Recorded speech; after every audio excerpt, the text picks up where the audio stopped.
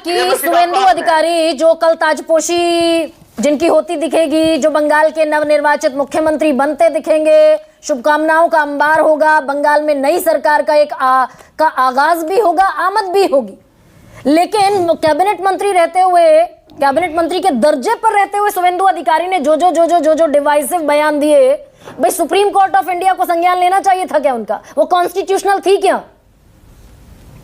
देखिए, सब लोग अपने अपने मतदाताओं को एड्रेस करते हैं, चाहे वो भारतीय जनता पार्टी वाला हो, चाहे कांग्रेस वाला हो या क्षेत्रीय दल वाला हो। गरिमा जी, सब देते हैं। शुभेंदु अधिकारी यदि गलत हैं तो रेवंत रेड्डी भी सही नहीं है। यदि नेता प्रतिपक्ष रहते हुए शुभेंदु अधिकारी इस तरह की बात करते हैं तो राहुल गांधी जी की जो कुछ बातें हैं वो भी ठीक नहीं है।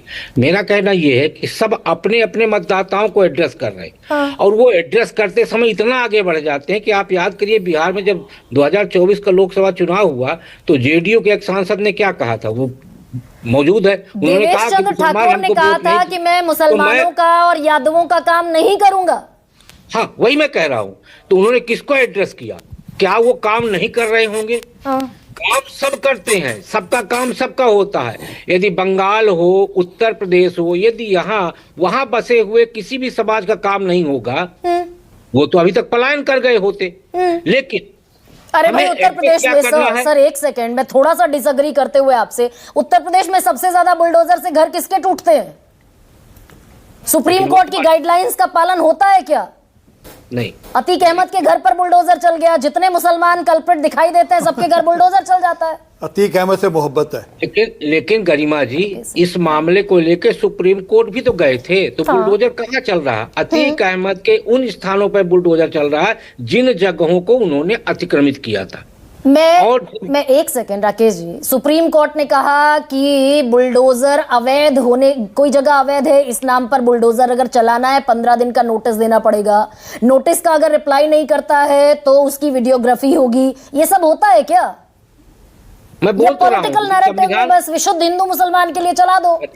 गरिमा जी, आप भी जानती हैं, यदि संवैधानिक व्यवस्था से काम किया जाएगा तो कोई भी पार्टी दोबारा सत्ता में नहीं आएगी। इसलिए संविधान का जो लूप होल होता है और जो अभी वाजपेयी जी ने जो बताया है नेटवर्किंग, कि प्रशासनिक अमला इस पूरे नेटवर्किंग में रहता है, व्यवस्था होती है, और उस लूप होल का जो सबसे बड़ा कारण होता है वो होता है आपका नेटवर्किंग। जिसकी सत्ता होती है उसको वो उस तरीके से समझाता है। ये प्रशासनिक अधिकारी कभी किसी का नहीं होता, वो पावर का होता है। आप देखिए कि जो उत्तर प्रदेश की सर, ये तो आप बहुत बड़ी बात कह रहे हैं कि अगर संवैधानिक हिसाब से चले तो सत्ता में वापसी कोई नहीं करेगा। बीजेपी अगर 22 राज्यों में सरकार में है जो और वापसी भी कर रही है, जो पुलिस उत्तर प्रदेश में आजम खां की भैंस ढूंढती थी वही पुलिस आज अपराधी ढूंढ रही है। कल को जो पुलिस लठ बरसाती थी बंगाल में, आज शुभेंदु अधिकारी को बिना किसी पद के सलामी ठोक रही है। जब वो आए तो पुलिस वालों ने सलामी ठोकी उनको। सर, इस न्यू नॉर्मल को स्वीकार कर लें क्या? या ये सबसे बड़ा सवाल पूछा जाना चाहिए। आप कह रहे हैं कॉन्स्टिट्यूशनली पार्टियां चलेंगी तो सत्ता में नहीं आएंगी, यानी हम इस न्यू नॉर्मल को स्वीकार कर लें कि सत्ताधारी पार्टियों को अनकॉन्स्टिट्यूशनल करना ही पड़ेगा। Then only they can retain in power. दिखने में वो संवैधानिक काम होता है। जैसे एक बार एक चीफ मिनिस्टर थे, मैं उनका नाम नहीं लूंगा, उन्होंने एक प्रोजेक्ट को कैंसिल कर दिया। तो उस प्रोजेक्ट को कैंसिल करने के बाद एक ब्यूरोक्रेट आए, उन्होंने कहा कि उस पे एक लाइन लिख दीजिए। तो नो के आगे उन्होंने एक लाइन जुड़वा दिया। जो प्रोजेक्ट कैंसिल हुआ था वो प्रोजेक्ट फाइनल हो गया।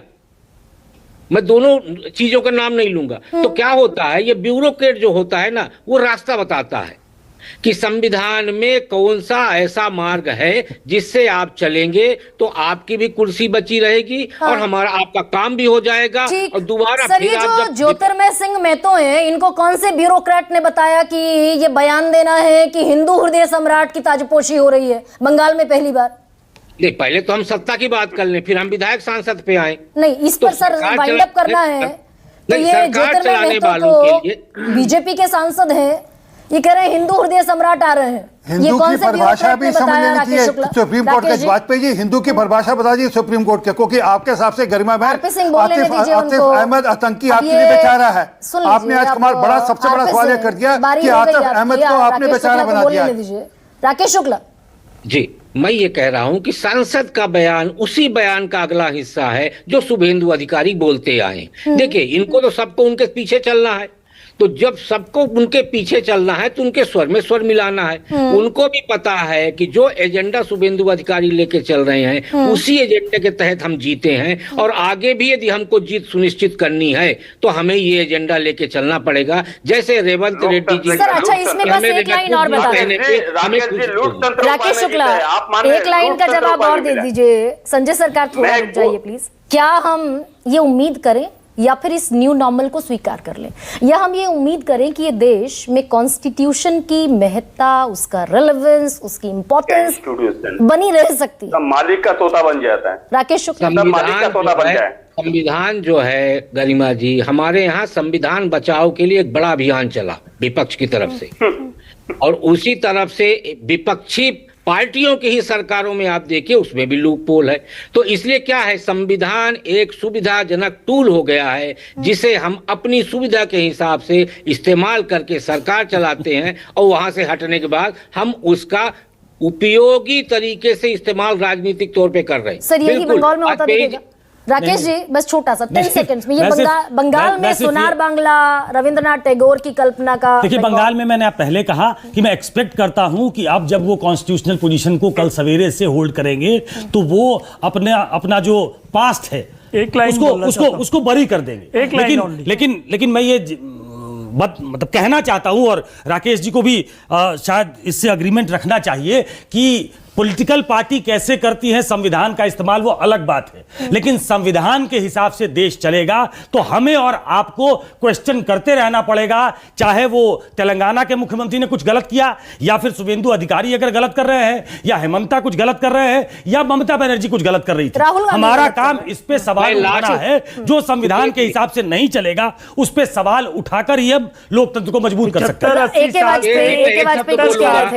80 साल से संविधान से ही सिस्टम से ही चल रहा है देश, प्लीज, और आगे भी